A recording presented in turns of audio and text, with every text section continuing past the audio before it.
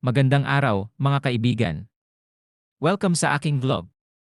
Nandito tayo ngayon sa La Familia Beach Resort, isa sa mga pinakasikat na destinasyon dito sa Tabunok, Tabuelan, Cebu.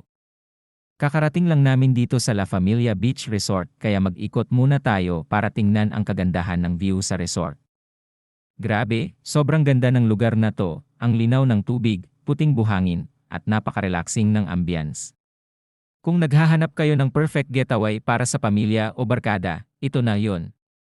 Mamaya, itutur ko kayo sa buong resort para makita nyo ang iba't ibang amenities na pwedeng ma-enjoy. Susubukan din natin ang ilan sa mga water activities na ino-offer nila dito.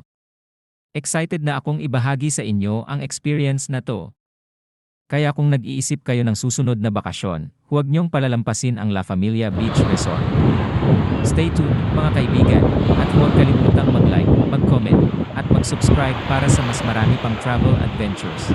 Inihahanda na natin ang ating susunod na team building activity, at lahat ay pinapaalalahanang maghanda para sa isang masayang araw ng pagsasama-sama at pag-uusap. Huwag kalimutang magdala ng positibong enerhiya at handa sa mga activities na magpapatibay ng ating teamwork at Og samahan. karon nahuman ang ato ang team building. So unsa pa atong gipaabot, maglingaw-lingaw na ta.